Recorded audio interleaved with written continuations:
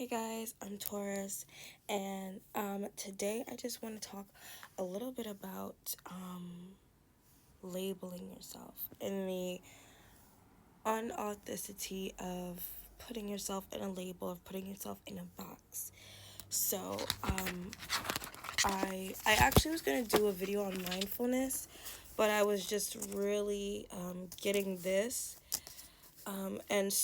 And I like was writing stuff down and everything and making my little chart and all that. Okay, so I looked up the definition of label. It says label, a classifying phrase or name applied to a person or thing, especially one that is inaccurate or restrictive. Okay, so the main word that I want you to focus on is restrictive. Okay, so that's what a label is, right? Like, okay, so let's say, okay, you know how people do those like aesthetics, like the clean girl aesthetic on TikTok, and like they're basically organizing, whether it's like their refrigerator or like their personal space or the room, they're organizing it, they're labeling things. Cookies go in the cookie jar, oranges go in the fruit dish, flowers go in the vase. Okay, those are labels. And also these are things that have specific function, which means a cookie's function is strictly to be eaten. Okay, it's not to play around. A cookie's function is to be eaten, so it goes in the cookie jar.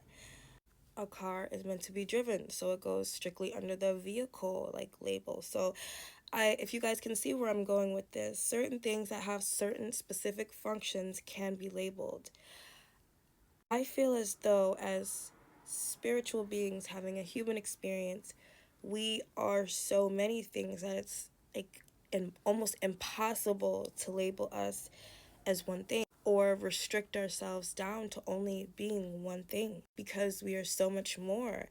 And then when we're finding ourselves and we're doing shadow work, or we're just learning out different things about ourselves, we're like, oh my goodness, sometimes we surprise ourselves, and it's like, that's a part of who you are. There's so many things that make up who you are that you can't just fit yourself under one niche. You can't label yourself, because the more you label yourself, the more you're restricting yourself. You're restricting what you can say, what you can't say, what you can wear, who you can be around, how you can think. The thing that you do not want to do in the society is restrict yourself. There's enough restrictions in society. I feel like that's why everybody's so judgmental. Even myself, I had to learn to stop judging myself so much, because through judging myself, I was so critical of others and so critical of everything that, are we appreciating things? I think it helps us take things for granted and not really appreciate the uniqueness in ourselves. It also creates the cookie cutter effect, right? Where we have all these labels of society that everybody's trying to fit in, and while somebody may be trying to be different and say, okay, I'm different, I'm this, that also becomes a label. So some examples of labels that I put is sexual orientation, uh, physical appearance, social media influencer, celebrity, whatever, trauma, right? The trauma that you've been through, spiritual girl aesthetic, clean girl aesthetic, baddie, all these labels that kind of put you in a box of who you're supposed to be. Now, I think that's our problems. Everybody's trying to figure out who they're supposed to be instead of actually being who they are. And that's why I think we're all fucked up now. And I said those examples, you're probably like, but these examples all have one thing in common.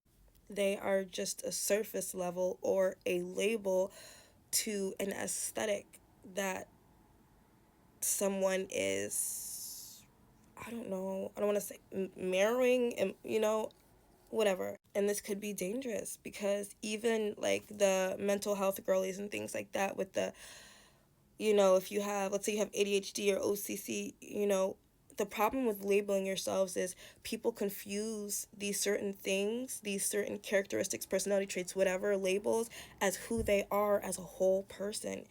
That is not who you are as a whole person. Even with your zodiac signs, as you guys can see, Taurus, little Taurus, I love repping my Taurus, my zodiac sign, but I also had to realize we have all of the zodiac signs in us, and we have to start, I think, realizing that we cannot close ourselves off, mentally, emotionally, whatever the case, um, personality wise, identity wise, because it gives us less opportunity to express ourselves as who we really are. And it kind of, like we're supposed to be. It creates a cookie cutter effect where everybody is trying to be different, but they all end up being the same. And I don't know. I don't want. Anyways, like let's say with the girl, it's like, oh, having ADHD is not your personality, okay? Having your trauma that you've been through is not your personality. That's not who you are, okay? That doesn't make you who you are. Having a bad day does not make you who you are. You know what I mean? Um, and I think that's why too we see a lot of like these influencers. There's like, we're not just influencers. They are, real people with real emotions. Their whole personality is not just, let's say somebody has a niche on, we know a lot of people who have their own niche on TikTok, and that's, people have started to now, as I'm pretty sure you can see, define these people as like that's who they are based on the character that they present on the internet. They think that this one character or this one way of being or this one way that they present themselves is who they are as a whole. And that can be very dangerous, not only to others, but to ourselves, because we're limiting ourselves. We're limiting who we can be and what we can think and how we can feel. And I just think, as a society altogether, that has to stop, because we have to feel comfortable with who we are in order to be ourselves and inspire and motivate other people to do the same. Um, Now, I put mistakes and regrets do not make you who you are, but I do believe consistent action of character helps represent and define who you are. So let's say I know it's going to be controversial, let's say you cheated once, okay, whatever. You cheated once, you realize, I really messed up. That didn't make me feel right. I didn't feel right. That didn't sit right in my conscience. I can't do that again. And that was it. And you've never cheated again. But let's say you cheated once and then you continuously down the line, consistently or non consistently, either way, you continued on with the behavior. Now that does make you, it's one thing to make a mistake. It's one thing to do something like, to have to learn from experience. Everybody does. I personally think that's the best way to learn. But it's one thing to continuously act upon certain character traits. Then that does start defining who you are.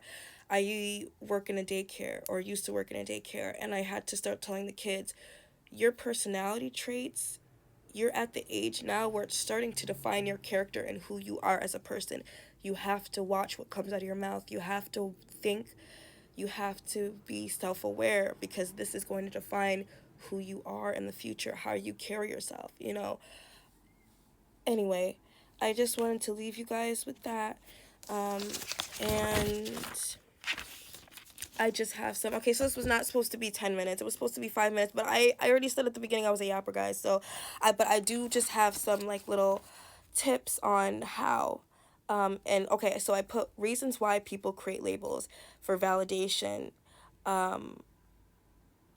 sense of belonging, sense of responsibility. Some people put themselves in a box because they feel like they have to.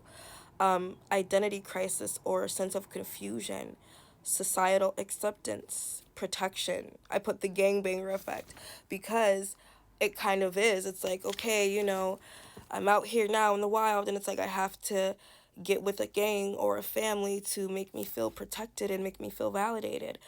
Judgment. They're scared of judgment. When they were themselves or expressed being themselves, they felt like they were judged. I know how that is.